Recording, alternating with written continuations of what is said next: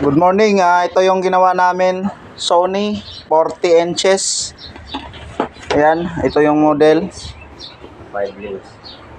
5 links model KLB 40W65 2D. Ayan, ito. Nakatambak na to, matagal nang nakatambak. Yung problema niya, panel, no? Panel 5 links. 5 links yung panel, may problema niya ngayon na ginamitan lang ng pinagbabawal na technique ni Master. Ayan, nakita nyo yung resistor, oh. Ayan. Yan lang, na-solve na yung problema. Ayan, oh, kung merong magpapagawa ng TV, message na lang po kayo sa aming page sa D7R Authorized Electronic Service Center.